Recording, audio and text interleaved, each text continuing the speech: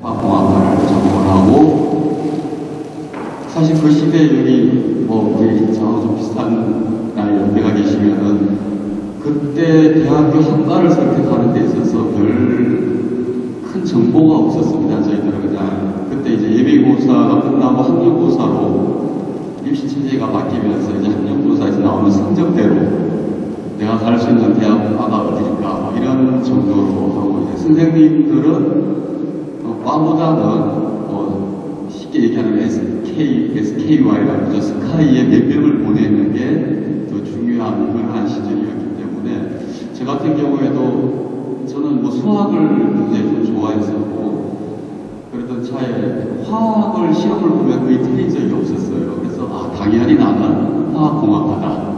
그렇게 해서 대학에 이제 화학공학과를 들어갔고요.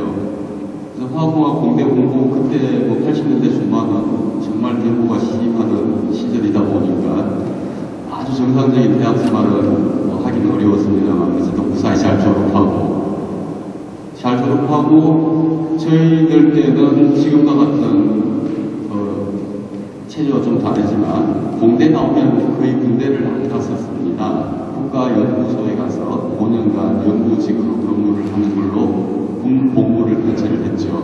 그래서 저도 당연히 이제 대학 졸업하고 연구소에 들어갔었죠. 연구소에 들어가서 지금 요즘 뜨고 있는 태양광의 그때는 아직 완전 태양광이라는 게 뜨기 전이니 아주 기초적인 부분들에서 태양에너지 쪽을 저는 이제 연구를 했는데 한 1년 정도 연구소에 있었습니다. 있다 보니까 혹시 기억하시는 분들 계실지 모르겠지만 80년대 초반인가요? 여기 다 계신 분들, 그때 하버드 공부벌레들이라는 요즘 말하는 미드가 그때 그렇게 많이 드라마가 소개가 안 됐는데 하버드의 공부벌레들이라는 드라마가 있었습니다.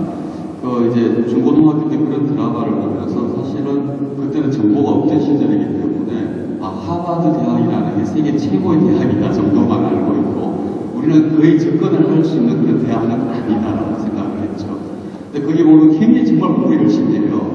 근데 그걸 봤던 사람으로서 제가 이제 서울대학교 공대를 나왔는데, 물론 시대 상황이 그러기도 했습니다만 제가 대학을 들어와 봤더니 드라마에서 봤던 하버드 대학의 공부벌레들하고는 너무 다른 그런 생활이었습니다.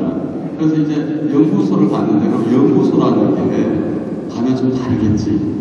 정말 하얀 가운을 입고 정말 아침부터 밤늦게까지 연구를 하는 줄 알았더니 그게 아니더라고요.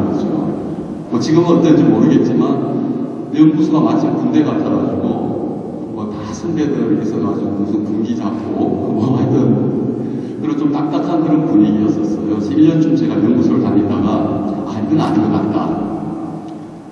이건 아닌 것 같은데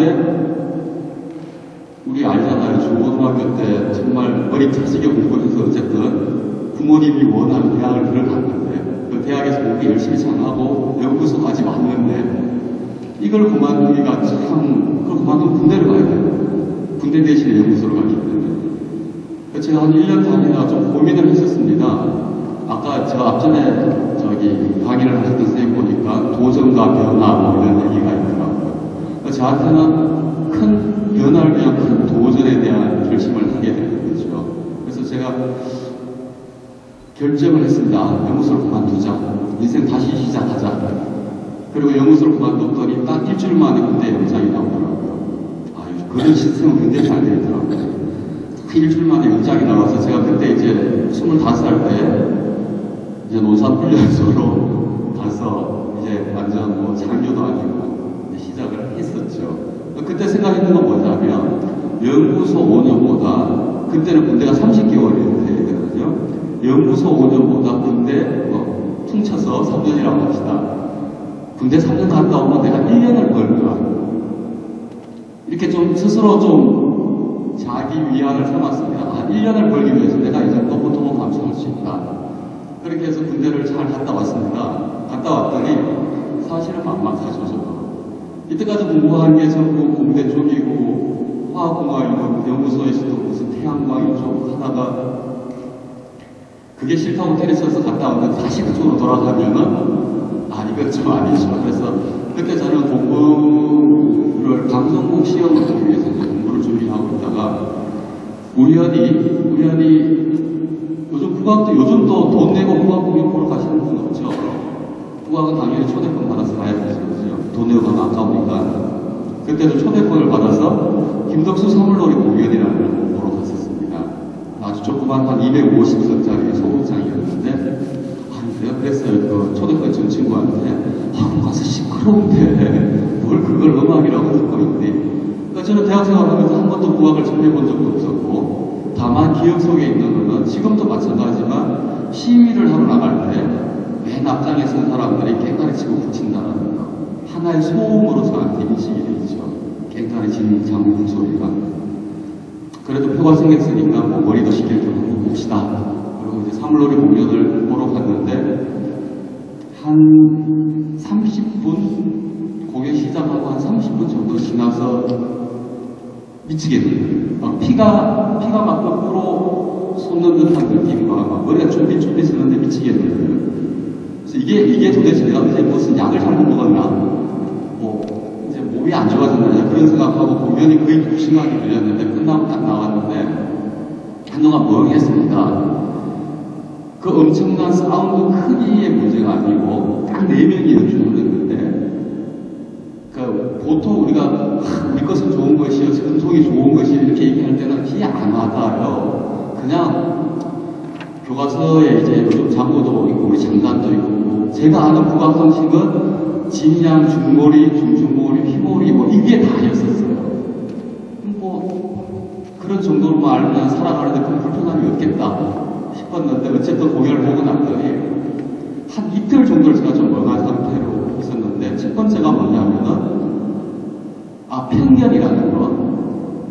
그러니까 국악이라는 것 또는 우리 전통 문화에 대한 편견이라는 게 어떻게 나한테 주입이 되어 있었을까? 내가 27세까지 살아오면서 도대체 어떻게 이게 주입이 됐을까? 그게 하나고요. 두 번째로는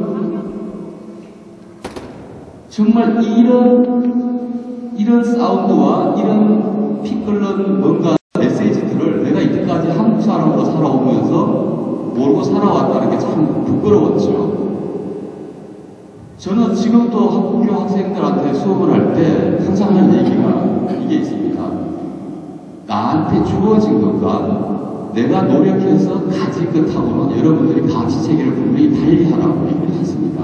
그게 뭐냐면 나한테 주어진 것, 내 의지하고 상관없는 것, 우리 부모님, 우리 가족. 저는 가끔은 그런 얘기 있죠. 뭐 드라마도 나오고 우리 부모님들이 정말 돈도 많고 사회적으로 명성도 많고 이런 부모님이었으면 얼마나 좋았을까 이런 생각 한 번쯤 해보죠. 그 다음에 저는 그래도 다행히 저희 아버님이 뭐 키도 좀 크고 그래가지고 그 시대에 상당히 장신치게 들어가지고 키가 큰 고민을 안 했을 것 같죠. 근데 그것도 아니에요. 제가 중학교 3학년 때까지는 키가 1m 60이 안 됐어요.